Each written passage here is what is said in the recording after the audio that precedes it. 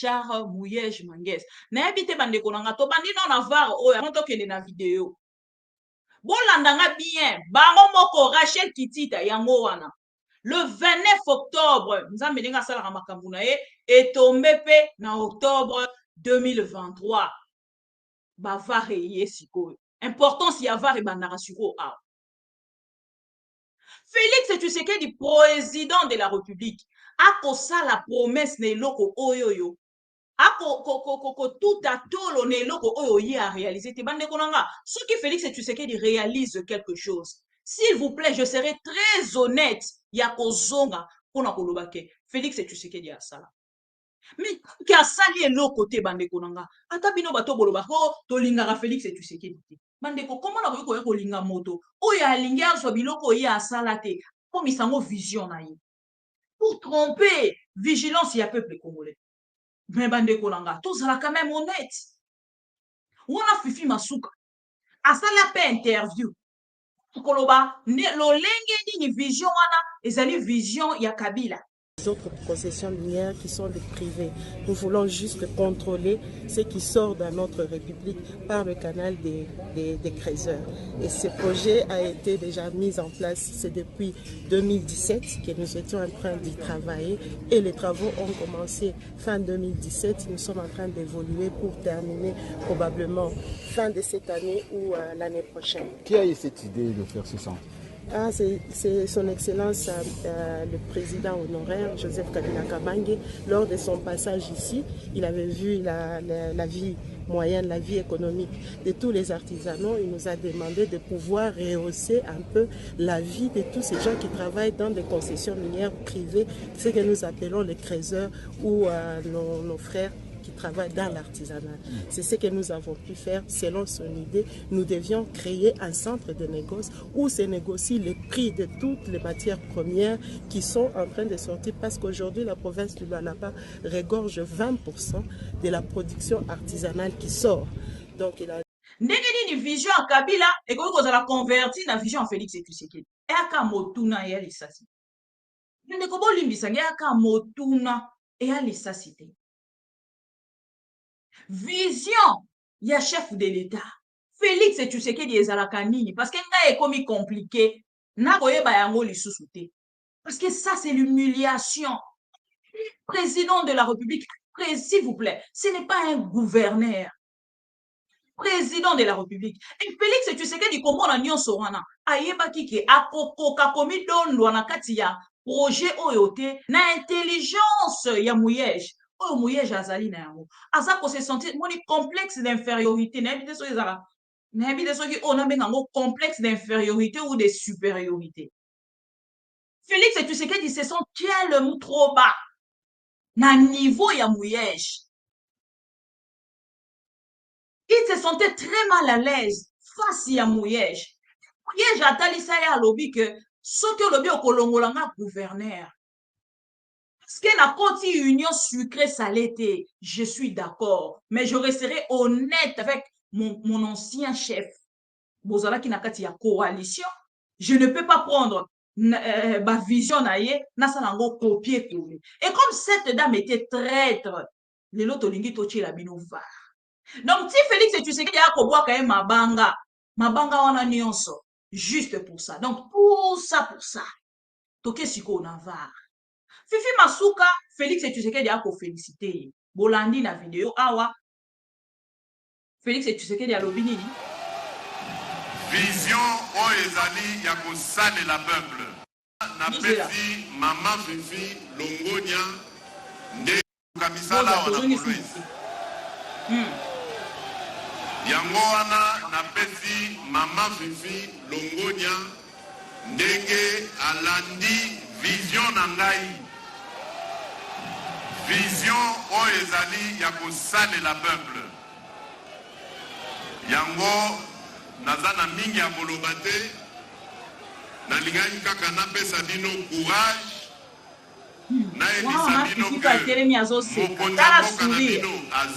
Conscience na ye ezo reprocher. Batela bino kotala ndenge nini makambo ya mboka ezali kokende malamu po bino bosepela. Aïe pour faire plaisir. likambo nakosenga bino liboso te nasilisa ya liboso ezali bozala na bomoko bino bajeune bomoko oyo na français babengi unité ngai nalingi koyoka te ke bajeune na ngai oyo ya mboka na ngai baza kokabwana na makambo ya pamba ya batribalisme na makambo ya pamba ya baparti politique na makambo ya pamba ya bareligion nalingi koyoka yango te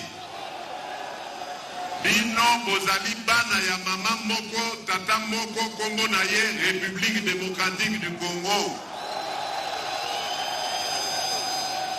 bozali na droit ya kokabwana te po soki bokabwani bopesi occasion na monguna aya kokotela bino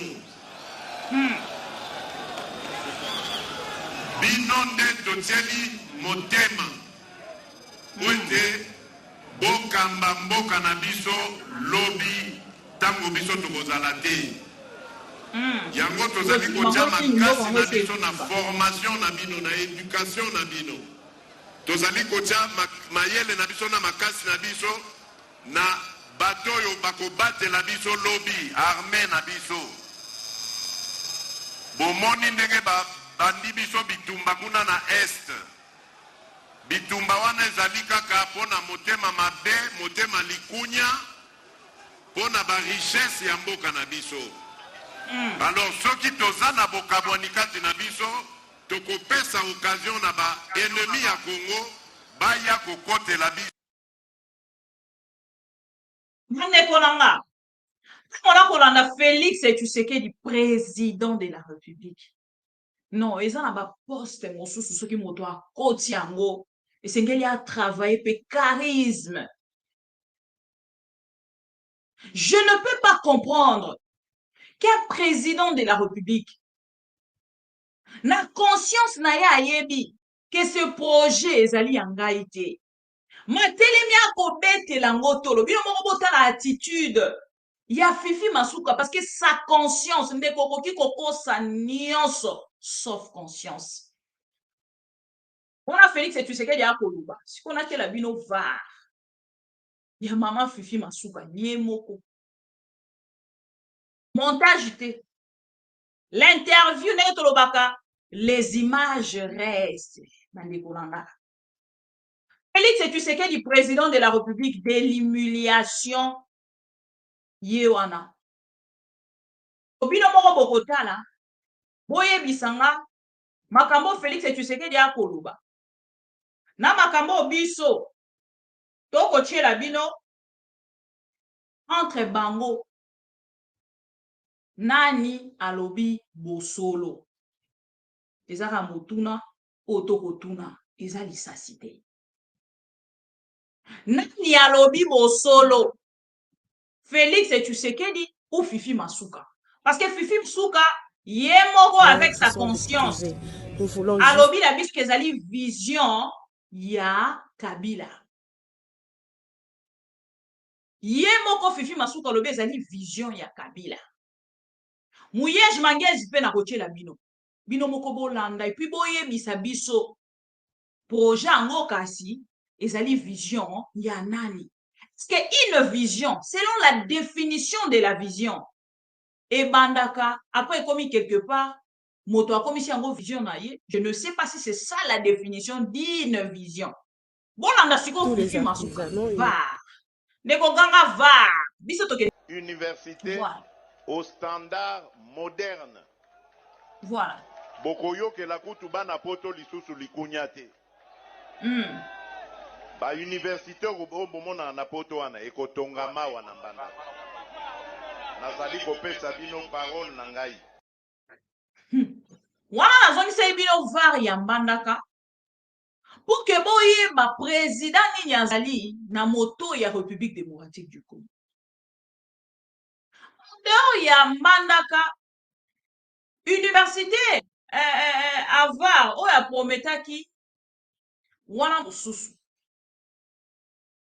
mosusu sikoyo akei na kati ya Kolwezi ake kosala bango mama na promesse ka président de la république et puis bandeko nanga so monika Félix Tshisekedi akosala boye mensonge so komoni kaka bandi boye kaka na kati ya message na ye yeba mensonge promesse irréalisable botala na biso ezali ya kotransforme richesse na biso awa na Congo na transformation wana ekobota misala ekobota ba richesse tolingi lisusu makambo ya koexploite ba richesse na biso awa bakie nango bakie kotransforme yango na bamboka mosusu batindeli biso baproduit fini awa esili makambo wana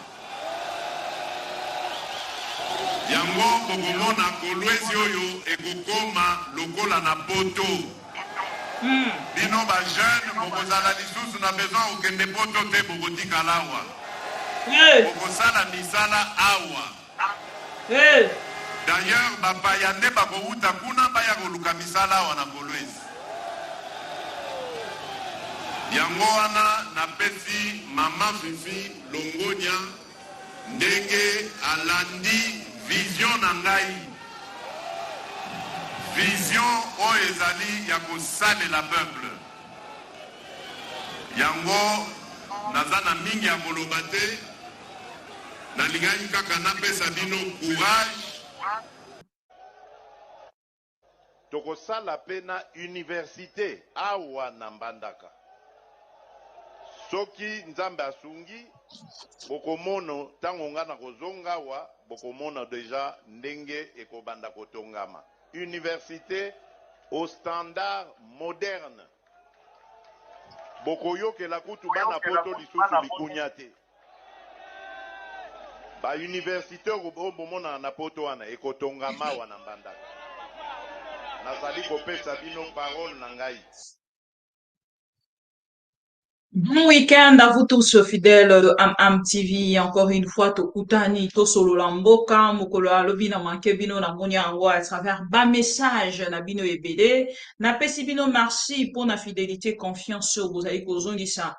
Dans ma mission TV, le miroir du monde, autrement dit, New Look, Maman Bibi Kapinga, la Wazalendo, la Pro Congo, Azungi di Susulelo. Alors, bon samedi, bon week-end, la bande de Cognonso. Oh, bah, Kolanda Biso à travers le numéro d'aujourd'hui. Amis téléspectateurs de Am TV, Piaka, Ezali en continuité. Et lundi, Félix et Tshisekedi, te nangambo ya Luala Bana Kolwezi. Le président de la République, Félix et Tshisekedi, Azali vomi na peuple congolais. Bakolinga kokende bisika moko wana ba réunir ba mobiliser ba pesi mbongo et tout temps to yebisa bino ke bakofuta même misolo pour que peuple akende koyamba Félix Tshisekedi bandeko ba video na nango ebele eza ya pasi pe ya mawa na Kolwezi naza na besoin na ye bato ba mataki na remords oyo bakweyaki bapesaki bango misolo po bakende koyamba Félix Tshisekedi. Naza na besoin na ye babandeko wana baza en bonne santé nini ezali koleka kati ya bavi na bango tango tolekaka awa tolekaka pona biso kaka te tolekaka pona kointerpeller peuple congolais. Ce président de la République ne représente plus rien pour le Congo. Botala yango na makambo ekoleka na est ezali eloko asika te chaque jour tokoya koyebisa bino bosala très attention. Félix Tshisekedi amemi mboka penza esiko esengelaki te amemi mboka esiko esengelaki te bandeko balandi ya ma mission TV nabetela bino quand même moi lisolo moko ya moke Martin Fayulu na makambo asali apesi liboma na UDPS bokozwa suite tout à l'heure. Félix Tshisekedi président de la République atali ndenge Martin Fayulu atangoli na balabala atindi mbata alobi mbata bo réunir bato naza nanga président de la République mais nabima kaka na balabala ndenge Fayulu atambolaki ya Fayulu ezalaki improvisé peuple ye moko aye koluka ye ebongo ya yo ekomi bato nyonso ya union sacré wana mbata bato nyonso ya union sacré tokutana tokende kotika bongo tata mokonzi ekolo. Oh, ye aza déjà président de la République. Akobima na balabala po akende kodépose dossier. Alors mbata bolakisa biso diplôme à Félix Tshisekedi. Kadi mazala honnête na ba Congolais. Votre honnêteté ekofuta yo. Lakisa biso diplôme ya Félix Tshisekedi. On a kodéposé parce qu'il a été rejeté partout. Ba témoin bazali. Ezaka un message. Otokopesa bande konanga ba Congolais. Boye ba ke Félix Tshisekedi azali lisusu emete. Et là on a koloba na bino ezali ya lelo te, ezali preuve partout ba Congolais ba baye Félix Tshisekedi. Ce que Félix Tshisekedi vient de faire à Lualaba, naebisaki bino que ce n'est pas le projet de Félix Tshisekedi. Donc ti même akokosa peuple congolais na miso makasi bande konanga navandi na kotana na mais comment peuple akoki kobanda kokosa na niveau o Félix Tshisekedi na mbandaka a créé les bango université lokola VAR après gratuité enseignement baninga bakokende kobanda kotanga na VAR ya mbandaka tokomi na niveau nini bosembe ozali moko ya mbandaka université o Félix Tshisekedi ya pobetaki atongi te ndeko Alain Bolojwa tango mosusu yoza na information bopesa biso ndeko Jean-Pierre Bemba bopesa biso information concernant likambo ya mbandaka bopesa biso parce que biso toyebi lisusu nini toloba te. Félix Tshisekedi ment comme il respire. Président de la République menteur, ça ne vient pas de moi, ça vient de ses promesses. Ça vient de ses promesses. Même bateau pas qu'on soutenir Félix Tshisekedi, tant qu'on ko sola na bango na privé. Ba kota les services babi. Tozo e balisu ni to salate. Tozo e balisu ni to salate. Akei kobanda ko commenter sur un projet où ezali ya yete. Au lieu de reconnaître même les efforts des autres, Félix Tshisekedi ignore les efforts des autres pour qu'il y ait à se propulser. Bamonaka ke papa mokonzi ekolo. Bande konanga. Ata aéroport wana bakobenga soki aéroport international de Lualaba. Si Félix était honnête, et c'était soi-disant sa vision, qu'est-ce qu'il allait faire? Non. Nga navandi na Belgique.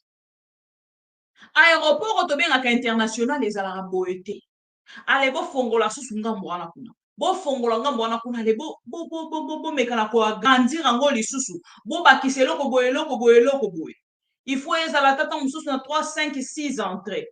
Et tango tokobenga ngo aéroport international esengeli tozala pe na mwa couloir oyo peuple alekanaka kwa kende kokota mbala moko na kati ya avion. Mais ce n'est pas le cas. Il ne fait que du copier-coller. Félix Tshisekedi n'a pas de vision. Batato nyonso bazali pour entourer Félix Tshisekedi na kati ya union soi-disant sucrée. Bango nyonso baza conscient qui sont en face d'un monsieur qui ne maîtrise rien du tout. Mais cause de l'argent, cause de ça, balobité, et sengeli to soutenir. Mais c'est sans vision. Parce que biso toza na besoin de protéger biso na justice, toza na besoin de protéger biso na. On a dit ça kibino que le menteur a commentir lelo, lobby, après lobby, bato bakoye ba vérité. Bon dimela kanga. Na yebisi bino que projet au Félix Tshisekedi accueilli à pont. Zambie, République démocratique du Congo, Kabila moto atikaki. Mais pour la vision en chef de l'État, je n'arrive plus à comprendre. Bandeko, français, des fois, tant monsieur est incapable. Si vous expliquez, Bichio, c'est quoi la vision du chef de l'État? Comment banda? Na Lualaba. Félix Tshisekedi a commis à sali promesse. Avant tout ça, on a une promesse. Bota la non nengeni ba humilié na Lualaba par le peuple bango moko bako réclamer misolo o ba ebisaki bango boya koyamba Félix Tshisekedi tokopesa bino mbongo biso tozalaki te mais bango moko ba filmer batindi bolanda Haya sana, haya Kolwezi. Ambasoni. Kolwezi angaria madrapo njoku ya mingi kuliko bantu. Bantu huku ni kwa aeroport, angara aeroport iko vite. Basha kwenda kuluwe bantu wakabura mapolo asema bako mpokele president. Hapa bantu washo shirika yeku sezera. Azobetela biso lisolo lobi bato nyonso bomoni wana. Batomboki bakabola ki bango bapolo butu na ba drapeau. Baebisi bango boya koyamba chef de l'état. Tango boye koyamba chef de l'état, Félix Tshisekedi bino moko botala ndenge eza vide. Boko mona, tango bakoyebisa bino ke Félix Tshisekedi n'est plus aimé. Bino boko loba na biso te asalaki plein wapi. Botindela biso ba image yango ya plein na ye, na Katanga. Na arrivé. Ezalaki ni akomi butu pona soni ya kobatama. Asali tellement ba promesse ebele. E bisika nyonso asala ba promesse akendaka lisusu te preuve mbanda. Preuve loja. Akendaka lisusu te bisiko nyonso asala ba promesse alekanaka lisusu te. Yeso aleka azongaka deux fois. Siko awa na Lualaba. Soki même botali ezali nanu kaka chantier nanu esilité. Et puis ici, on ne chantait pas la gloire de Kabila, mais plutôt la gloire d'un gouverneur. Oh, ezala ki muyej mangej. Na évité son akoloba kombo ango malamu ndeko muyej akolimbisa biso. Ndeko muyej nde azalaki mokolo projet oyo. Sous vision ya mokonzi ya mboka na. Si ko lelo na ko comprendre te comment ekoki kolongwa de vision de Félix de Kabila à vision de Félix Tshisekedi. Abakisaki nini na kati ya projet maquette kaka o ndeko muyeja atikaki nde yango Félix akeko inaugurer. Et awa kati ya projet oyo Kabila moto a lança ba travaux na yango. Muyeja bandaki déjà kolakisa na kolakisa bino nyonso wana potango na koyebisa bino ke Félix Tshisekedi azan eloko akolakisa peuple congolais te na bilan na ye. Là il commence à s'accrocher na moi ba réalisation à Kabila oyo ye ake kosala finition et aloko bandaki na maçon moko apesi okando olongoli ye bo remplacer maçon mosusu. Siko maçon bo remplacer on ake kosala finissage kaka tongi te. Kaka moi finissage na peinture akoma osala yango soki batuni eka yo tonga wapi tala ba œuvre na réalisa tonga otonga te papa osali kaka o babengi finition. Comment ko banda ko présenter yango lokola projet na signature ya moto ya tonga ezali te moto asala maquette wana signature na ye esengeli ezala quelque part. Les propriétaires du projet esengeli ezala quelque part et reconnaissance n'est à l'importance il y a quoi avancer à moto il y a avancement à moto. Pourquoi l'honnêteté ne visite pas tout le monde? Parce que ce qui est honnêteté qu'on visite Félix Tshisekedi mane kona ko sabinote alina kazala un grand homme parce que wabiso pe va totika la rasimate. Tokendaka kaka tozwi toye to présenter peuple congolais. Tozwi toye to présenter peuple congolais. Pour que vous comprendre pas à pas qui gère la République actuellement. Bokomona. Voilà. Mande konamsi alwala baba kolakisa lolenge nini Félix Tshisekedi afuti misolo. Ba recruter bato pona kofuta misolo. Et puis bino pe hein, congolais. Maman moko alela, ba jeune moko balela na likambo union sucré salé. Tokozonga nango na dossier mbata. Boni bino botali ba video wana nyonso, mais ba bengi bino lisusu bokei. Ba jeune moko bazwa polo ya Fifi Masuka. Polo ya parti ya Fifi Masuka. Boko excuse nga ba pangu seli yango balobi to lakeli parti o mabe. Bazo ko pangu sango na ba partis intimes. Balobi to lakeli parti o mabe aprometa ki biso mbongo apesi biso mbongo la biso te siko bino moko kuna na kazi tolanda video kama abokabure makuta batendo pie jambo donc bantu aba munono kudi bantu bakuluwe basho luwe mabisi aratko bantu wakumasakanya banjo bongezeke me bantu bepa kiloko ma classique yo ile mabisi ya classique yo ile kule donc iranzoleta bantu wa kulubumbashi wa kusakanya wa kufungurume ase bayale me bantu wepa kiloko bena imba hapa ni mambo haya kama leo wakabure makuta ile baru baluwe nayo donc kama walete makuta hapa bantu waleta fujo waendo pie jo vile bantu wachosema bato oyo balobi soki bapesi bango mbongo na bango te bakoyiba jambo on dirait yango nde ezali référence ya ba supermarché ya monene kuna balobi soki bapesi biso mbongo na biso te tokoyiba tokokende kopie jambo bapesa biso mbongo na biso nde bato nyonso omoni batelemi wana bino bokokanisa baye kaka koyamba chef de l'état baye mpona baintere na bango nazwa mwa 10 000 nanga naza na situation difficile nalie ete banda lobi naza na besoin nazwa mwa quelque chose nde bato baye c'est l'échec de Félix Tshisekedi ya Kolwezi l'échec de Félix Tshisekedi à son arrivée na Katanga bokoyebisa biso teke bato na balalaki bazali kozela lobi puke bayamba Félix Tshisekedi esengelaki adeplace akende ntina Kasumbalesa oyo nano akoma te mbala ya liboso botuna pourquoi asali meeting na kati ya Katanga soni na kati ya Lubumbashi pourquoi asali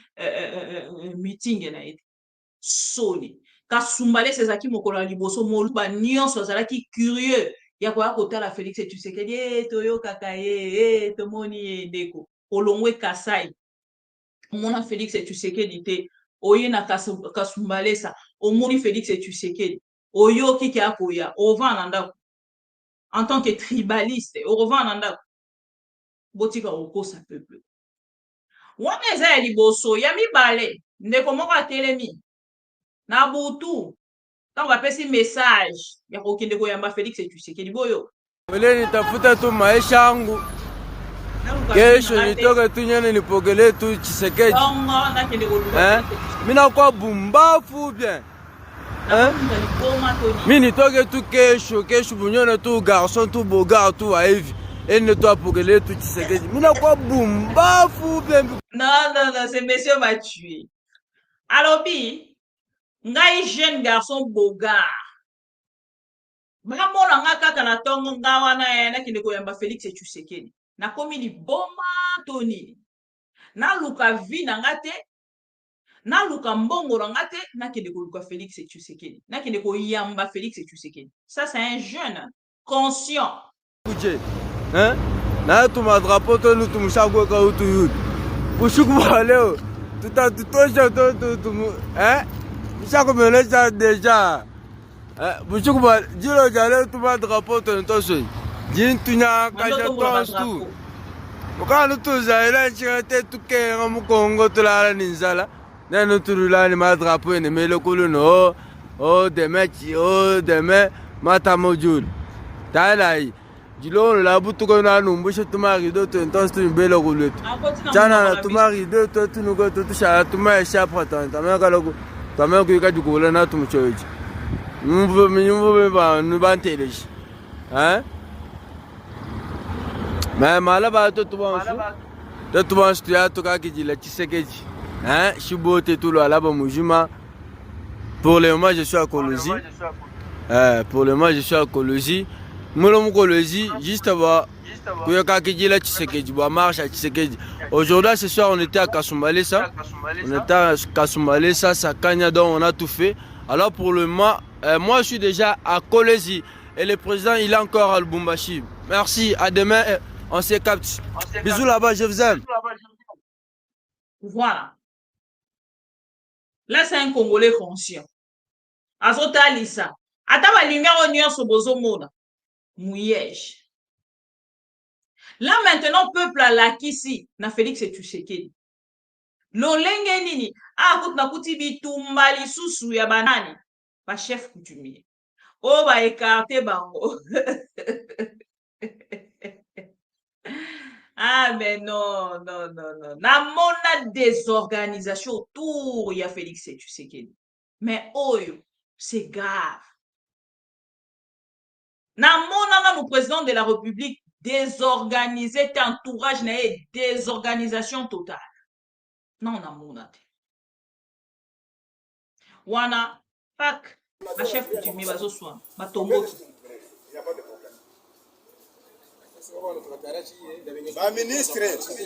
Ministre de l'Intérieur, chef de l'État, même le ministre des Affaires coutumières, il a établi même la liste pour que beaucoup de chefs coutumiers viennent accueillir le chef de l'État. Mais on ne sait pas qui a décidé. Mais quelqu'un qui n'a même pas d'écologie, il a décidé pour qu'on ne puisse pas accueillir le chef de l'État. C'est qui?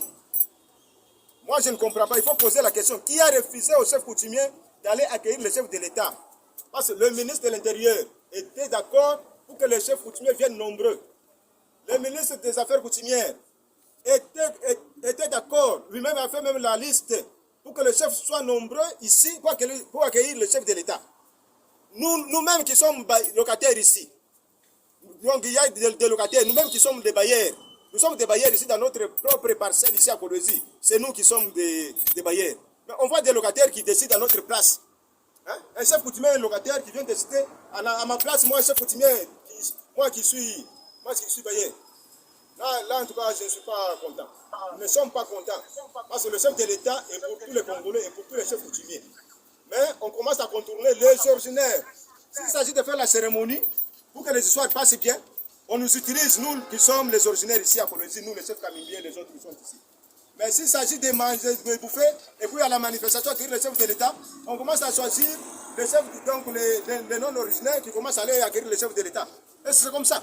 Là, nous ne sommes pas contents. Nous ne sommes pas contents. D'ailleurs, le chef d'État lui-même ne connaît pas ce qui se passe ici. Il a besoin de la population.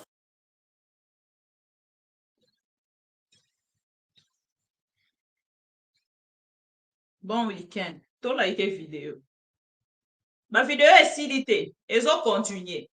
Tout a été vidéo, s'il vous plaît. Na bosani pour rappeler bino. Parce que bino rappelle. Tout a été vidéo. Wana bolandi ba chef coutumier. Mazolela balobi ba beti bango 12. Ba écarté bango pour que basala nini. Ba kele koyamba Félix et tu sais. Papa mikolo. Oh biso toza ba originaire, bazwi ba non originaire pour na kokende koyamba. Makambo biso to telemelaka. Bota. Ba beti bango 12 et c'est une bonne chose pour de papas comme ça. C'est une bonne chose. Peut-être même Nzamba épargné bino. Là, Félix et tu sais qu'il dit, Asengi Babengi Sabato. Momoni, ces jeunes-là, a dénoncé à l'obéi jeune Bogar Boé. Baton Souba, on a lingi karaye bana. Mais non. Parce que Boye bi makambele qui coûtait. À chaque fois que Félix et tu sais qu'il y a Kenarana Kolwezi. Dernièrement, Zalaga, Maman Denise a commis. Ba touti moto na cortège ya Maman Denise. A koufi sur place. Cornaye ça a plus de 5 heures. Et Vandika wana. Na cortège ya Maman Denise. Plus de 5 heures. Et Vandika wana. Et oh ya tout siko ya Félix et tu sais qu'il dit.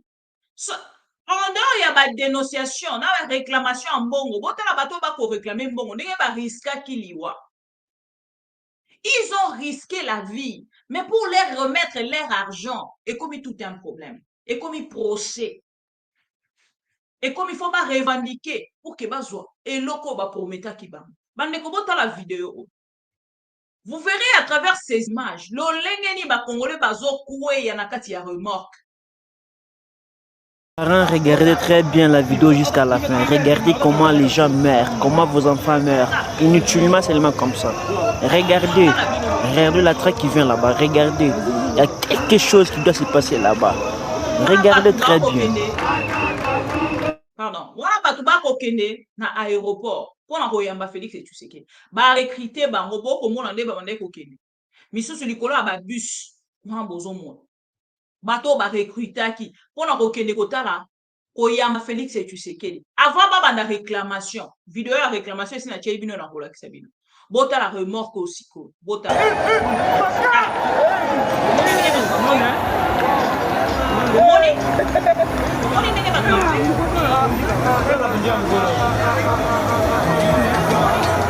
de 5 personnes.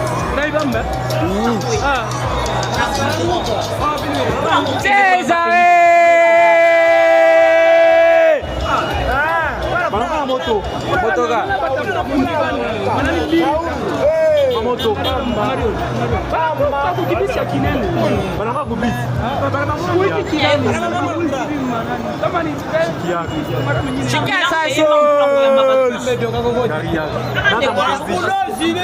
unaona we acha sana filme acha kusema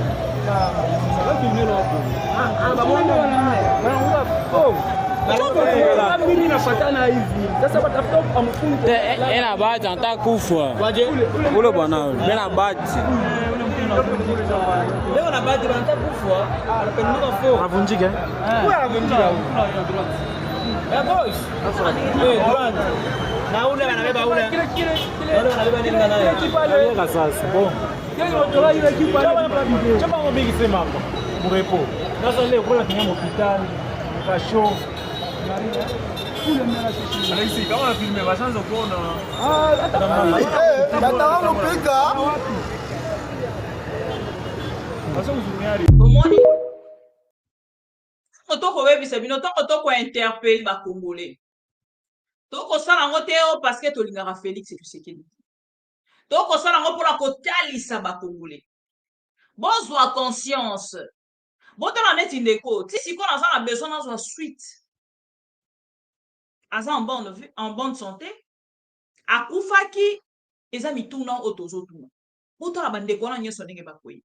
Ona simbi bassin na kati ya goudron. Akobenda na ye moko ta moto moko ta pusani pour que a intervenir. Moto nyoso akotala intérêt na ye na aéroport babaki bakopesa biso mwa chweke. Tel niveau congolais akomi. Dans la esika Félix Tshisekedi, soi-disant opposant, après 37 ans. Et puis 37 ans, Félix Tshisekedi a bunda fait 37 ans entre nous. Motarouti na parti à bateau, soi-disant babunda 37 ans. Bota la résultat. Asuki wana te. Bota la résultat. Bota li sikolo lenge ba Congolais wana. Likolo a remorque ba risquer vie na bango. Pour que ba salani, pour ba kende koyamba Félix Tshisekedi. Mais na souka nango ba ko sala bangone. Ba komi ko réclamer misolo. Ba komi ko réclamer mbongo na aéroport. Félix Tshisekedi ayi. Bobo pesa biso sko mbongo na biso. Ba ok ko réclamer ngo wapi. Et comme le quoi mbongo à drogue. Et comme le quoi cop à drogue. Moyen ozwa ngo ezati. Osuki kawana. Tu es nulle part. Oyo ki ne pour ko revendiquer mbongo. Bozo mona. Soki tolobi na Congolais biso bitima. Soki wana te. Aye sikoyo aw. Kama ke kokuta na pipa Congolais ango, loba na bango bakamba malonga. Pola. Toko sala pena université awa na Mbandaka. Te, o Mbandaka te. Soki nzambe asungi bokomono tango nga na kozonga wa bokomono deja ndenge ekobanda kotongama. Université au standard moderne. Voilà. Bokoyo ke la kutu bana poto lisusu likunya te. Ba université ko bomona na poto wana ekotongama wana Mbanda. Nazali kopesa bino parole na ngai. Wana nazongisa bino var ya Mbandaka. Pour que boyeba président nini azali na moto ya République démocratique du Congo. Dehors ya Mbandaka université avoir oya prometaki wana mususu siko akei na kati ya Kolwezi ake kosala bango mama na promesse ka président de la République et puis bandeko nanga so Monica Félix Tshisekedi ya kosala boye mensonge so ko Monica kabandi boye kaka na kati ya message na yeba mensonge promesse irréalisable botala na biso ezali ya kotransforme richesse na biso awa na Congo na transformation wana ekobota misala ekobota ba richesse tolingi lisusu makambo ya koexploite ba richesse na biso awa bakie nango bakie kotransforme yango na bamboka mosusu batindeli biso ba produit fini awa esili makambo wana yango bokomona kolwezi oyo ekokoma lokola na poto. Bino ba jeune bokozala lisusu na besoin okende poto te bokotikala awa. Bokosala misala awa. D'ailleurs bapaya nde bakouta kuna baya koluka misala awa na kolwezi. Yango wana napesi mama Fifi Longonia ndenge alandi vision na ngai. Vision oyo ezali ya kosalela peuple. Yango naza na mingi ya koloba te, nalingai kaka napesa bino courage, nayebisa bino ke mokonzi ya mboka na bino aza na bino, azali kobatela bino kotala ndenge nini makambo ya mboka ezali kokende malamu po bino bosepela. Likambo na kosenga bino liboso te nasilisa ya liboso ezali bozala na bomoko. Bino ba jeune bomoko oyo na français babengi unité. Ngai nalingi koyoka te ke ba jeune na ngai oyo ya mboka na ngai baza kokabwana na makambo ya pamba ya batribalisme, na makambo ya pamba ya baparti politique, na makambo ya pamba ya bareligion. Nalingi koyoka yango te. Bino bozali bana ya mama moko, tata moko, kombo na ye République démocratique du Congo. Oh, bako écrasé. Bozali na droit ya kokabwana te. Soki bokabwani bopesi occasion na munguna aya kokotela bino. Bino nde totieli motema ote bokamba mboka na biso lobi tango biso tokozala te. Yango tozali kotia makasi na biso na formation na bino, na éducation na bino. Tozali kotia mayele na biso na makasi na biso na bato oyo bakobatela biso lobi armée na biso. Bomoni ndenge bandi biso bitumba kuna na est. Bitumba wana ezali kaka pona motema mabe, motema likunya, pona ba richesse ya mboka na biso. Alors soki toza na bokabwani kati na biso, tokopesa occasion na ba ennemi ya Congo baya kokotela biso. Triste pour le Congo. Mais niko boyebi tango nalandaka Félix Tshisekedi akoloba, akokosa, comment akorespirer.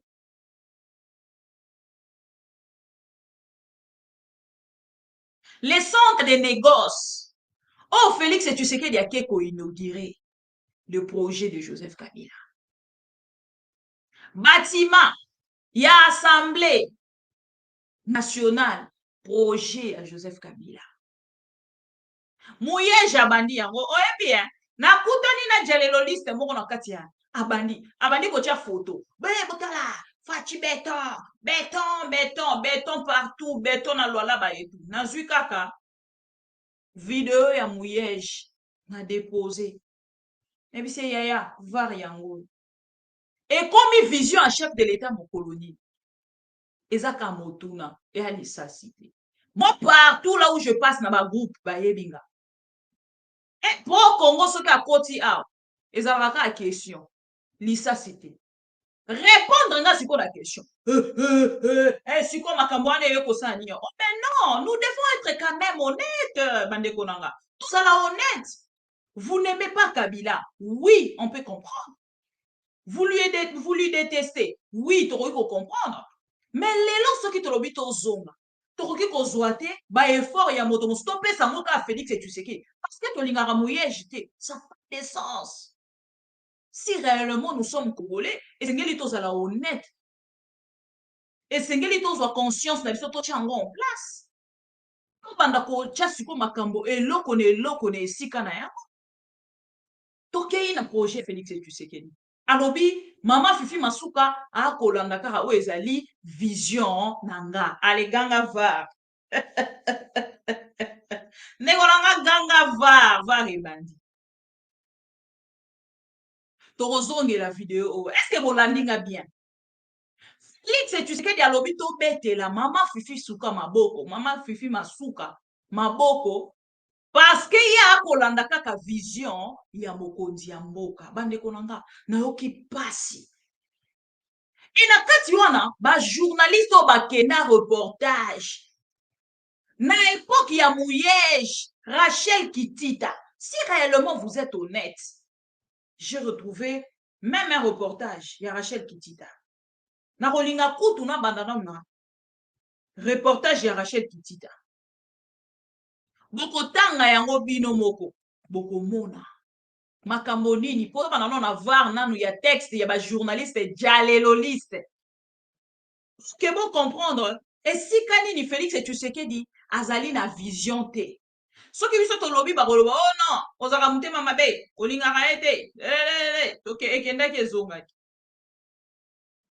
toke kaka na reportage ya Fifi Masuka ya Rachel Kitita oyo azali moko ya bajournaliste jaleloliste ya Félix Tshisekedi akomi nini na kati ya nani na ye profitant de son séjour à Kolwezi chef-lieu de la province de Lualaba, le secrétaire permanent du PPRD, Ramazani Shadari, a visité ce mardi quelques chantiers à Kolwezi initiés par Joseph Kabila, président honoraire de la République démocratique du Congo. Il s'agit entre autres du centre de négoce de l'université de Kolwezi, du siège de l'Assemblée provinciale, de maisons préfabriquées ou encore de routes. La délégation était conduite par le gouverneur Richard Mouyej Manguès. Naebite bande konanga to bandi non avoir oyo to kende na vidéo. Bolandanga bien, bango moko Rachel Kitita yango wana. Le 29 octobre, nzambe ndinga sala makambo na ye est tombé pe na octobre 2023. Ba vare yesiko. Importance ya vare bandara siko a. Félix Tshisekedi, président de la République, a ça la promesse ne loko oyoyo. Tout à tolo ne loko oyoyi a réalisé. Te bande konanga. Ce que Félix Tshisekedi réalise quelque chose. S'il vous plaît, je serai très honnête. Yako zonga pona kolobake. Félix Tshisekedi a ça. Mais qui a sali l'autre côté bande konanga. Ata bino bato bolobako to lingara Félix Tshisekedi. Bandeko, comment la voyez ko linga moto? Oya linga so biloko ya salate. Pour misango vision na ye. Pour tromper vigilance ya peuple congolais. Mais bandeko nanga, tous la quand même honnête. On a Fifi Masuka. A sala pe interview.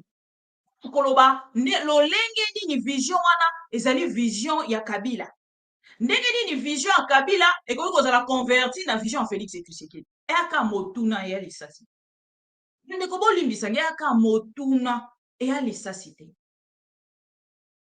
Vision ya chef de l'État. Félix Tshisekedi ezalaka nini parce que nga ekomi compliqué na koyeba yango lisusu te. Parce que ça c'est l'humiliation. Président de la République, s'il vous plaît, ce n'est pas un gouverneur. Président de la République. Et Félix Tshisekedi komona nyonso wana ayebaki ke akokoka komi dondwa na kati ya projet oyo te na intelligence ya Mouyej. Oyo Mouyej azali na yango. Aza ko se sentir moni complexe d'infériorité na ebite so ezala. Na ebite so ki on a bengango complexe d'infériorité ou de supériorité. Félix Tshisekedi se sent tellement trop bas. Na niveau ya Mouyej. Il se sentait très mal à l'aise face à Mouyej. Mouyej atalisa ya lobi que soki lobi okolongolanga gouverneur. Parce que la côté union sucrée salée, je suis d'accord, mais je resterai honnête avec mon ancien chef. Bozala ki na kati ya coalition, je ne peux pas prendre ba vision na ye nasala ngo copier coller. Et comme cette dame était traître, lelo tolingi totiela bino var. Donc, si Félix Tshisekedi a koboa quand même mabanga wana nyonso, juste pour ça. Donc, pour ça, toke siko na var. Fifi Masuka, Félix Tshisekedi a ko félicité. Bolandi na vidéo awa. Félix Tshisekedi a lobi nini? Vision o ezali ya kosalela peuple. Na pesi mama Fifi Longonia nde kamisala wana kolwezi. Yango wana na pesi mama Fifi Longonia ndenge alandi vision na ngai. Vision o ezali ya kosalela peuple. Yango nazana mingi ya koloba te, nalingai kaka napesa bino courage nayebisa bino ke mokonzi ya mboka na bino aza na bino, conscience na ye eza koreproche batela bino kotala ndenge nini makambo ya mboka ezali kokende malamu mpo bino bosepela. aye pour faire plaisir. likambo na kosenga bino liboso te nasilisa ya liboso ezali bozala na bomoko bino ba jeune, bomoko oyo na français babengi unité. Ngai nalingi koyoka te ke ba jeune na ngai oyo ya mboka na ngai baza kokabwana na makambo ya pamba ya batribalisme, na makambo ya pamba ya baparti politique, na makambo ya pamba ya ba religion. Nalingi koyoka yango te. Bino bozali bana ya mama moko, tata moko, kombo na ye République démocratique du Congo. Bozali na droit ya kokabwana te. Bosoki bokabwani, bopesi occasion na munguna aya kokotela bino. Bino nde totieli motema ote bokamba mboka na biso lobi tango biso tokozala te. Yango tozali kotia makasi na biso na formation na bino, na éducation na bino. Tozali kotia mayele na biso na makasi na biso na bato oyo bakobatela biso lobi armée na biso. Bomoni ndenge bandi biso bitumba kuna na est. Bitumba wana ezali kaka pona motema mabe, motema likunya, pona ba richesse ya mboka na biso. Alors soki toza na bokabwani kati na biso, tokopesa occasion na ba ennemi ya Congo baya kokotela biso. Ndeko nanga. Tona kolanda Félix Tshisekedi président de la République.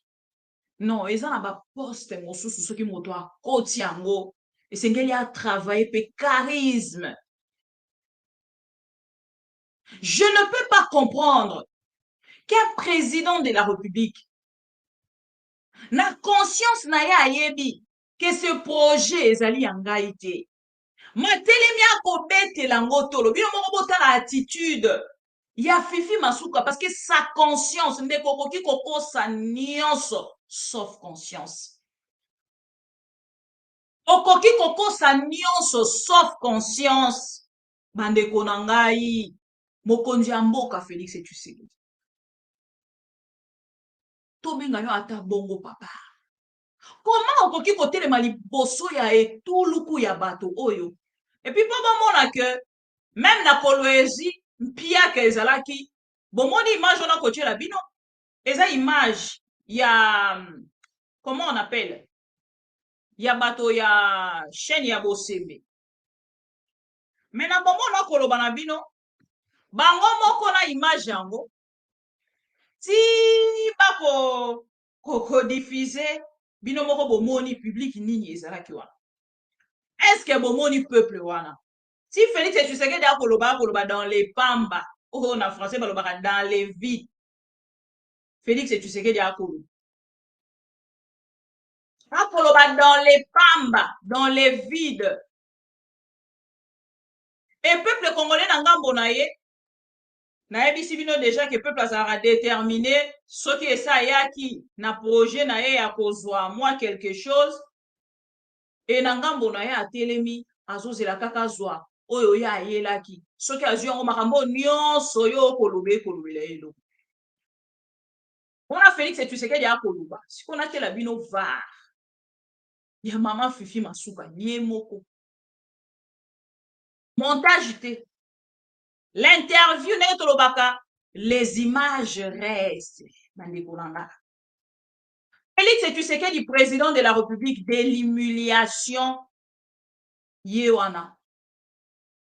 Obino moko bokotala, boye bisanga, makambo Félix Tshisekedi akoloba. Na makambo biso, toko tiela bino, entre bango, nani alobi bosolo ezaka motuna otokotuna eza lisasi te nani alobi bosolo Félix Tshisekedi ou Fifi Masuka parce que Fifi Masuka ye moko avec sa conscience alobi la biso ezali vision ya Kabila ye moko Fifi Masuka alobi ezali vision ya Kabila Mouyej mangezi pe na kotiela bino. Bino moko bolanda et puis boyebisa biso projet ango kasi ezali vision ya nani.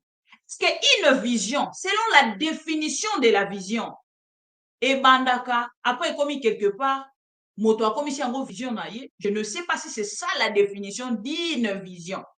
Bolanda siko Fifi Masuka. Va. Neko ganga va. Biso tokendaka musika te. Va. Na bana koluka ba image na luki yango bomoni lobi journée mobimba tina vandi na moni oh la la la la la la journée eleka na pema pekani mais lobi na zonga avec raison bande konanga Fifi Masuka ye bolandi chef de l'état siko tranda Fifi Masuka oyo ya kolobake akolanda vision na ye mais Fifi Masuka awalobaki vision za nani les autres concessions minières qui sont des privés. Nous voulons juste contrôler ce qui sort dans notre République par le canal des creuseurs. Et ce projet a été déjà mis en place, c'est depuis 2017 que nous étions en train d'y travailler. Félix Tshisekedi na opposition en 2017. Et ce projet a été déjà mis en place, c'est depuis 2017 que nous étions en train d'y travailler. Et les travaux ont commencé fin 2017. Nous sommes en train d'évoluer pour terminer probablement fin de cette année ou l'année prochaine. Qui a eu cette idée de faire ce centre? C'est son Excellence le président honoraire Joseph Kabila Kabange. Lors de son passage ici, il avait vu la vie moyenne, la vie économique de tous les artisanaux. Il nous a demandé de pouvoir rehausser un peu la vie de tous ces gens qui travaillent dans des concessions minières privées, ce que nous appelons les creuseurs ou nos frères qui travaillent dans l'artisanat. C'est ce que nous avons pu faire selon son niveau. Et ce projet a été déjà mis en place, c'est depuis 2017 que nous étions en train d'y travailler. Et les travaux ont commencé fin 2017. Nous sommes en train d'évoluer pour terminer probablement fin de cette année ou l'année prochaine. Qui a eu cette idée de faire ce centre? C'est son Excellence le président honoraire Joseph Kabila Kabange. Lors de son passage ici, il avait vu la vie moyenne, la vie économique de tous les artisanaux. Il nous a demandé de pouvoir rehausser un peu la vie de tous ces gens qui travaillent dans des concessions minières privées, ce que nous appelons les creuseurs ou nos frères qui travaillent dans l'artisanat. C'est ce que nous avons pu faire selon son idée. Nous devions créer un centre de négoce où se négocie le prix de toutes les matières premières qui sont en train de sortir parce qu'aujourd'hui la province du Lualaba regorge 20% de la production artisanale qui sort. Donc il a... Voilà. Mandeko, tu continues kaka. Na vision moi chef de l'État. Bino moko boyo ki Fifi Masuka. Tozalaka honnête bandeko nanga. IDPS a initié Kabila na kati ya opposition. Mais akomi akuti projet ya Kabila. Alinga étouffé ango kaka lokola lobby afingaki. Mais yo moko ozonga to ebisi biso motongo azalaki kaka lolengo biso tozali ko kanisa te na kati ya opposition. Mais zala honnête. Akomi na kati ya i projet. exprime quand même quelque part. Comment vous pouvez ignorer les efforts de la personne? Fifi Masuka a dit, Kabila a commis na kati ya Kolwezi et Kabila atali Bartisano. Alobi non, nous devons créer un centre de négoce. Donc créer un centre de négoce que ba artisano na biso nyonso baba na bongo ko kende ko travailler na kati ya centre na ko discuter prix. Félix Tshisekedi aujourd'hui arrive au pouvoir. Baba Koloba, c'était en 2019. Le projet Zali projet est depuis 2017. Boye Bisanga. Comme ça, là, il pèse bien. Quand Félix Tshisekedi Zali président sortant, bon, non, on peut moniter projet à Félix Tshisekedi Zali nini. Ils ont un projet imaginaire. Nenga koye bisabande kona biso bokotika la kokende poto te ndeko nanga soki ozi opportunité moto akosa yo te ya kokende poto kende poto omona ta komona makambo nini elekaka kuna o matata ba tram bus soki tram bus o matata métro comme ça ya ko comparer na métro ya Ngobila o ya ko comparer yango na vision ya chef de l'état ya union sucré salé. Oui, mais boyoki mama Fifi Masuka. Et si li wana te. Na komema bio sikoyo. Et puis Kabila, ce n'était pas de projet à lobby kaka. Lelo bato ya yi de pes ba koloba. Bato wana ba yiba ba mbongo. Ba détourner mais pino le mal avec vous. Pino ezate ke boko yiba. Bosali. Pino ezate ke bozo ko yiba et puis bo réaliser projet te. Ce que Félix Tshisekedi azali honnête. Je bakei ko sala kuna ya chile jelu. Lelo ndenge to koloba boy parce que to komi na 2023. Et c'est là qui to inauguré ni. Projet chile jelu te. Bande kolonga. Et c'est là qui to inauguré ni. Projet chile jelu te. Il y a 100 jours Félix Tshisekedi a inauguré ezawat. Oyo Félix Tshisekedi a inauguré. Il y a 100 jours ezali wat. Foin. Depuis Félix Tshisekedi a bandi.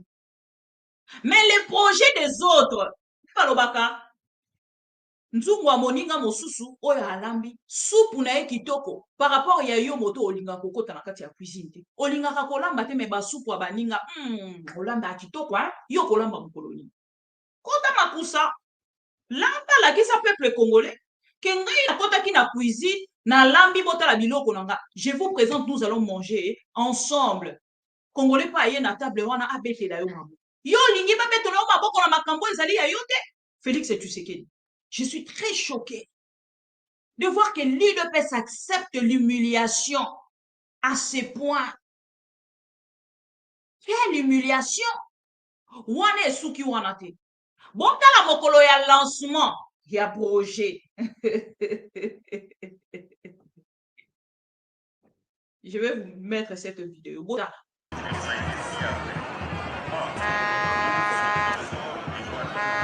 vision en chef de l'État. Le port sec de Kasumbalesa sera un véritable hub d'affaires devant servir de trait d'union entre plusieurs communautés économiques régionales et partant renforcer la position stratégique de la République démocratique du Congo.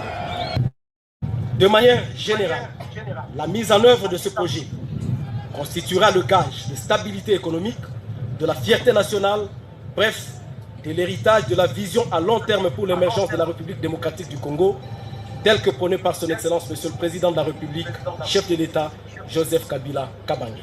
Le port sec de Kasumbalesa va occasionner la création d'environ 5000 emplois directs et indirects, sans compter les autres avantages sociaux qui en résulteront.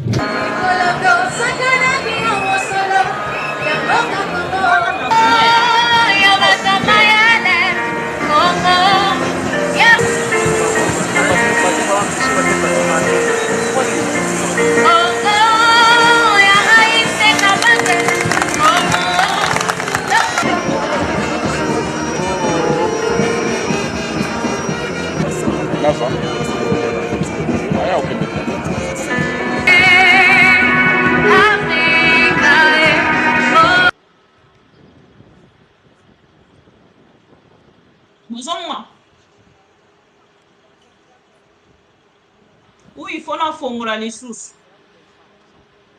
C'est bon? Attention, ça va? Voilà. Bon, on a bien au moko. Quand on doit c'est mieux que tu as frappé, on a pouvoir. Bon, on dit, mais la bisoté. Bon, t'as.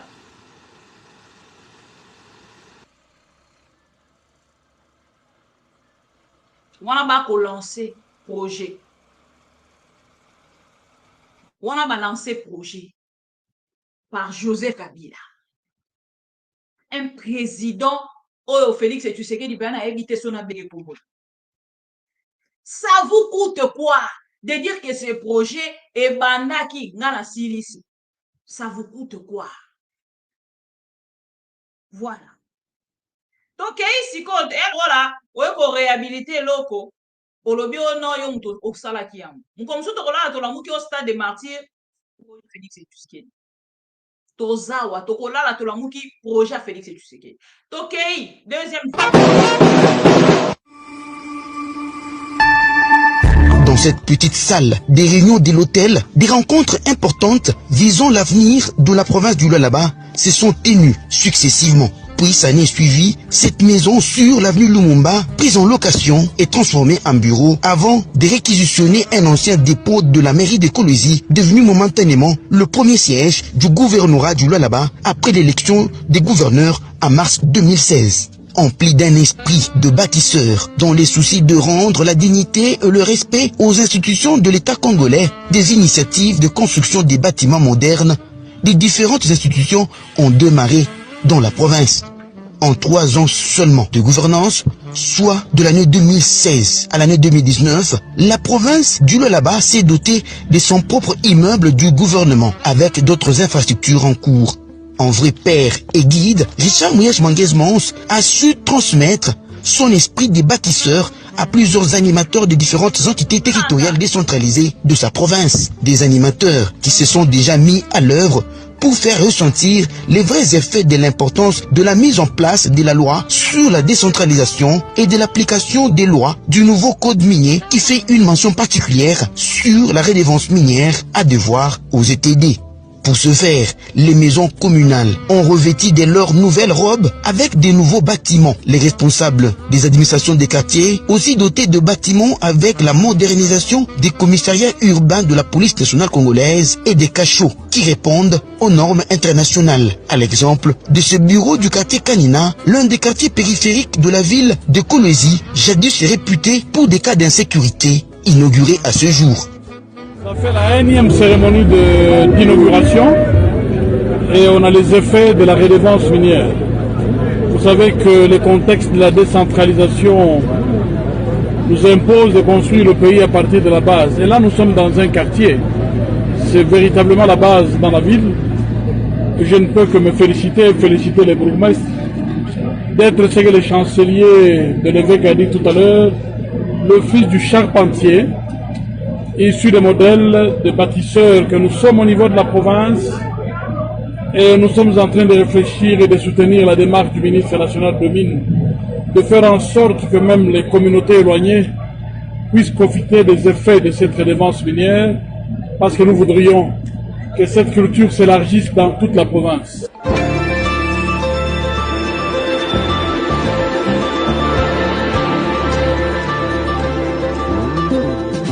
Eh bien oui, cet effet de la rétrocession doit se faire ressentir sur l'ensemble de la province. La chose est réelle. La commune de Fungurume, cette nouvelle commune du Lualaba, qui n'a pas encore totalisé une année d'existence depuis sa mise en place, en 10 mois seulement, a réussi à faire jaillir de son sol sa maison communale.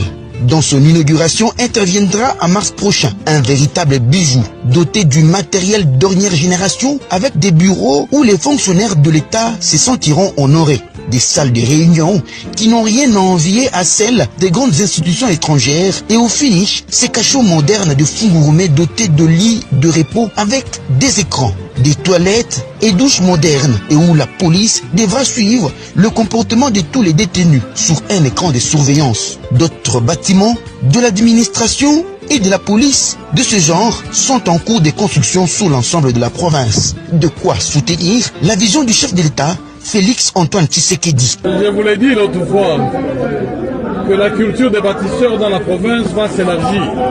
Et ici, nous vivons un modèle de collaboration, un modèle impressionnant de collaboration.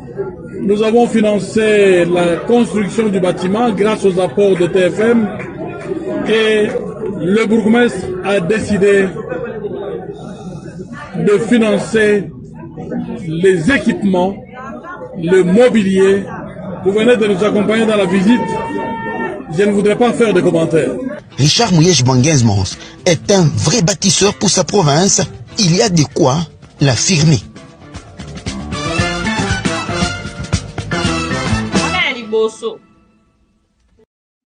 toke sikoyo na oyo ya mibale bolandi bacommentaire botali bino moko ndeko lolenge gouverneur oyo Mouyej azalaki koorganize makambo tout en étant gouverneur baelonge nyonso ezalaki koya epai ya gouverneur ina ngambo na bango soyoki Mouyej alobaki non c'est la vision des chefs de l'État Félix Tshisekedi. Non, c'est quoi sa vision? Boka Sony de pêche. C'est quoi la vision de Félix Tshisekedi? Et là, il de pêche kokende ndeko Mouyej asalaka jamais commentaire na ye to pe interview kokumisaka Félix Tshisekedi bêtement ndenge Fifi Masuka akosala ngo sans compétence.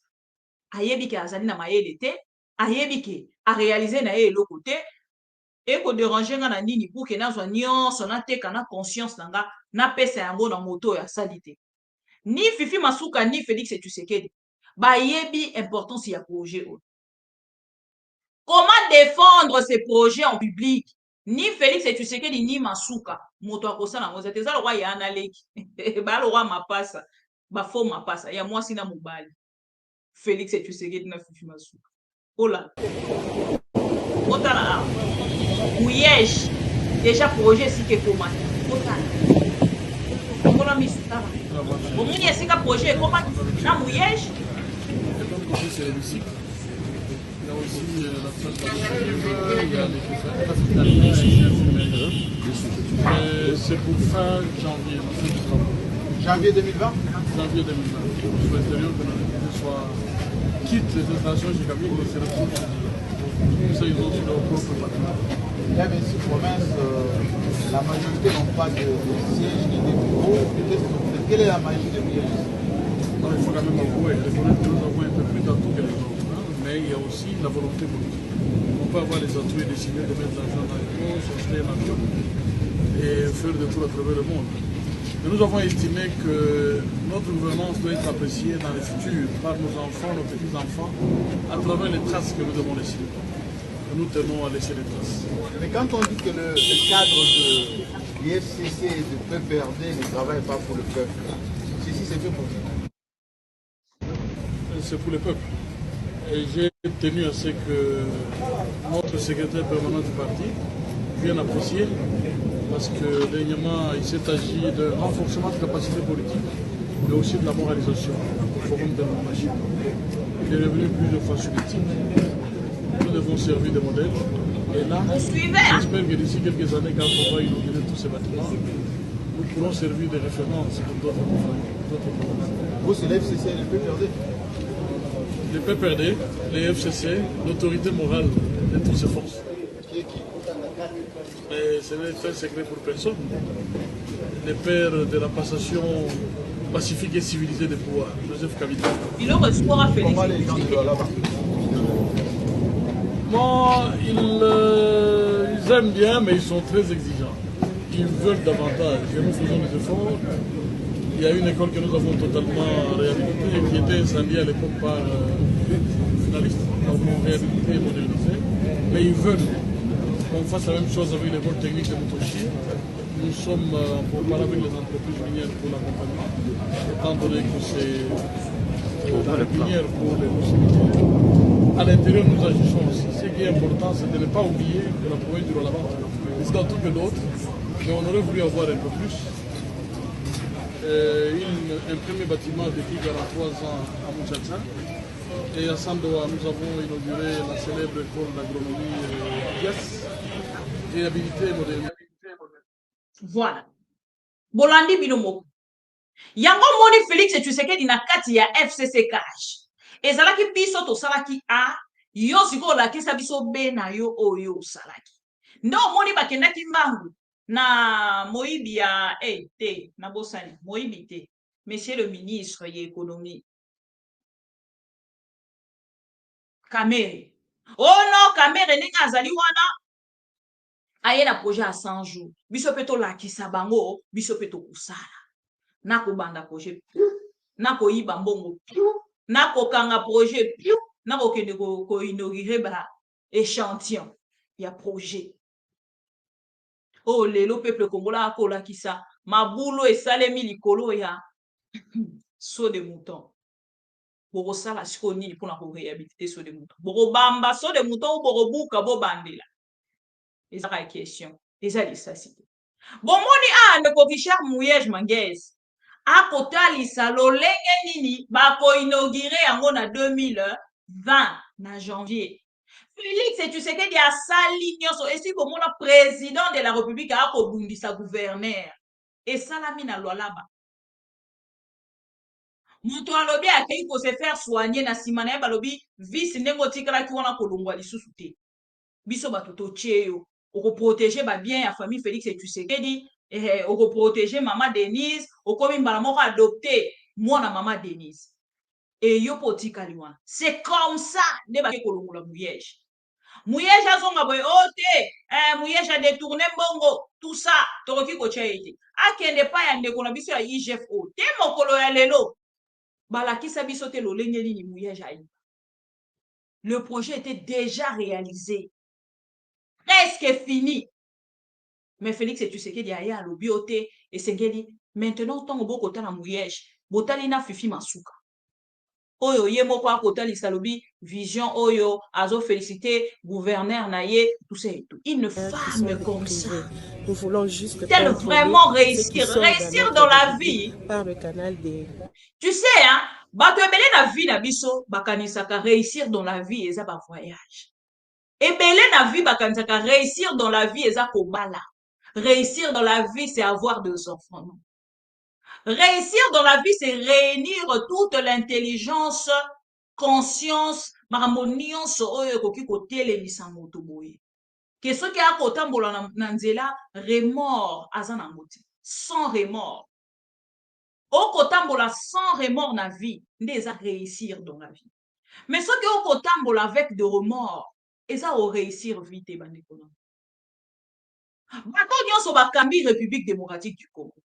Oyo akotambola sans remords nde ye a réussir kopesa peuple au peuple alukaki mais moto a réussir kopesa peuple au peuple alukaki te akotambola avec remords c'est comme Félix Tshisekedi déjà ya Félix Tshisekedi eza même pas ya kobomba aleki awa nakoyela bino ava bokokende lisu poto te aleki poto esala Félix Tshisekedi nini koki kozala ingrat na poto Félix Tshisekedi kende tozonga to sa vie alekisi yango na poto bana na ye nyonso bavandaka na poto babangu na ye nyonso bavandaka na poto na baoyo bayebaka ekala na baoyo bayebi esika babie na ye nyonso actuele eza na poto sikoyo Félix Tshisekedi aloba na bakongole okozala lisusu na posa ya kokende poto pourkoi olinga kolongolisa bato posa ya kokende poto pendant que yo moko passe toute ta vie na poto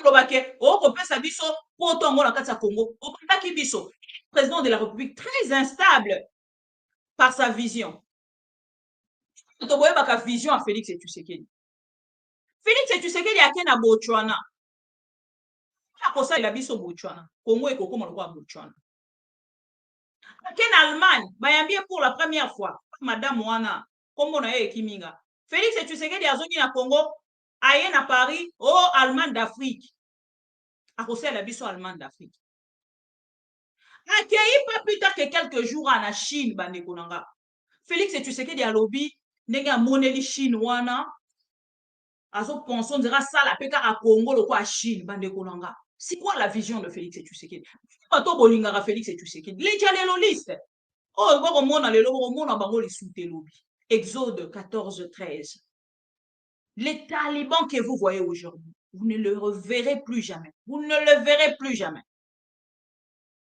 Parce que kokumisa moto lokwa Félix Tshisekedi esengeli ozala penza nayebi te. Nayebi te. Bino moko boyebisanga. Chef de l'État ya boye. Ake na Chine, akokomisa Congo lokwa Chine. Ake na Allemagne, oh Allemagne d'Afrique. Ake na Botswana, oh Botswana d'Afrique. Botswana du Congo. Congo petit Botswana. Ake na moko mosusu. Tina Turquie, akokomisa Congo lokwa Turquie. Mboka nyonso akokende eza koepate. Mais akomisa mboka na ye. Lokola poto oyo ye avandaka nandu. Toke ku ata akomisa mboka ata lokwa Belgique. Ata na rêve nanu ekomite. Yo moto moni oko soutenir Félix Tshisekedi parce que akopesa yo mensonge matin, midi, soir, promesite, zwa. Biso tozozela fongola ya nzala ya ba Congolais. Tozozela ba promesse nyonso apesaki biso a réaliser. Même ya gratuité et enseignement, ilongwa na slogan et comme réalité. Santé universelle, ilongwa na slogan et comme réalité, né en peuple congolais aussi. C'est triste pour les Congolais qui n'arrivent à rien comprendre sur un chef de l'État. Qui ne dit des choses qui n'arrivent pas à comprendre. Qui dit des choses sans comprendre ni Koloba. Soni surtout pour la maman Denise. Et Chokakanga. Natala que maman a telemi boyazana papa mais papa lekana penza. Parce que je ne peux pas comprendre ça. Comment vous côté les mali bosso ya peuple oh nyonso telemi bon peuple ngo pe bala exhibition te hein. Baloba na biso non asala ki plein na kasumbale sa sali plein et bon on a kolwezika vidéo tito la ni na biso ezali ya ko transformer richesse na biso awa na Congo na transformer ba richesse na biso awa na kati ya mboka na biso vision ya Kabila oyo continuer mais remercier ata Monica loba kete abandaki ngana yeko continuer yango parce que kolandisa na makambo ya mboka mibeko eko singa lolengwa mais okotuta tolote que c'est ma vision non ça c'est grave et ma femme consciente que ça projet nangate mais tozoya ko djembela ya non na ebité bande ko boko landanga je ne sais pas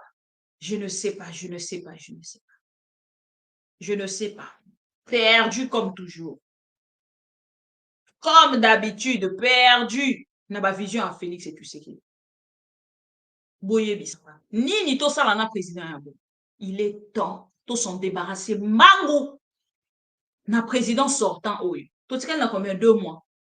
To s'en débarrasser le plus vite possible et cause à la mieux. Pour que to avancer autrement dans mon campus.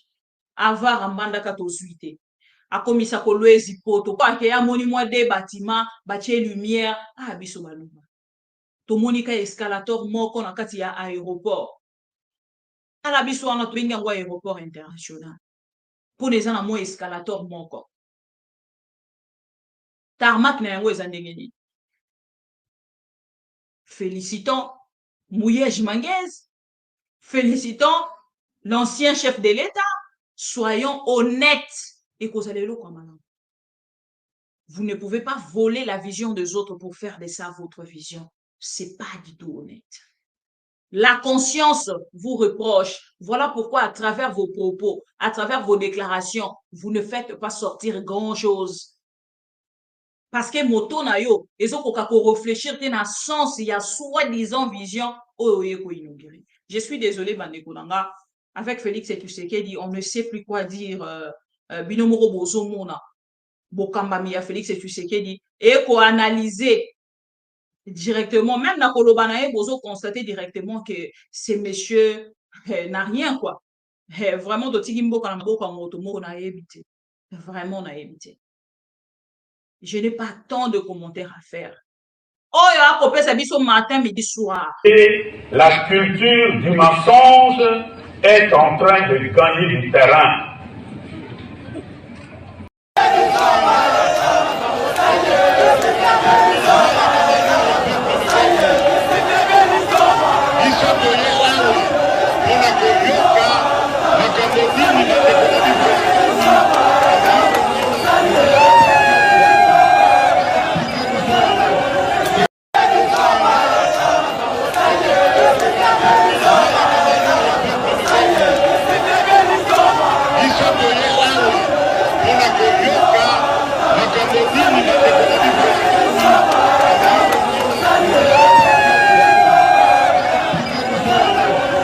On ment comme on réussit au Congo. On ment pour couvrir ses propres inerties. On ment pour couvrir son incompétence et parfois pour justifier son irresponsabilité. On ment. Tango bokoyoka nzembo yo bokoluka bokanganga mutu nayembaki yango oh. Mekoluka barebele bazokata batumi toujours enui bozokoka te. Gouvernement de merde très nul. C'est moi Moïse Nzanzu Makasi. Peuple congolais soyons unis. Ennemi aza na porte na biso encore azali na mawate soki tomi bateli teo gouvernement kosunga biso teo bazoki pe mawa na biso teo tokoma na Beni Adef Nalu bazoboma bato neti basoso. Eske gouvernement bozangi force ya kobundisa bango? Tokoma na Bunia bakodeko bazokatakata ba toujours et nuit. Eske général Luboyo zomonato zomonateo? La pays Congo, pas de président, pas de gouvernement. Ce sont des voyous, ce sont des imbéciles. Balingi kakaloku mutango population zombo mamana misona bango. Quelle sorte de gouvernement? Peuple congolais, disons la vérité. Ongande général Kostandima, ongande major Kabila. Na kuzanga soni bozo tourne na bakartie basoda batonde libino nzoto mobimba. Mais peuple bazo kufa, population bazo kufa jour et nuit. Bozo zanga kosunga bango, orke bango nde baleisa kabino. Mbongo na biso nde futa kabino. Mais bozo kipeni soteo, tozo kufa neti basoso. Bozo mi benga les gardes civils. Nous sommes des gens fatigués. Quelle sorte de gouvernement qui se quête? Voilà yosa présidente, yosa parti vide. La pays Congo, pas de président, pas de gouvernement. Ce sont des voyous, ce sont des imbéciles. Balingi kakaloku mutango population zombo mamana misona bango. Quelle sorte de gouvernement? Peuple congolais, disons la vérité. Au moins ata olomobutu tunajua lulikuwaka dictateur, mais tulikuwaka na amani oh. Kuliko hichi chi president chivoyu chinavala maveste kila siku, china voyage kuomba ba misaada. Or que Congo c'était pays riche, tuko na kufa sawa manyama. Eske munakosa nguvu ya kumaliza marebellion ama muko na nyie mkopo? La pays Congo, pas de président, pas de gouvernement. Ce sont des voyous, ce sont des imbéciles. Balingi kakaloku mutango population zombo mamana misona bango. Quelle sorte de gouvernement? Peuple congolais, disons la vérité. Petit frère propre éloge Mobangé. Bazolo ba tous les jours que nous avons la démocratie. Mais est synonyme à démo assis.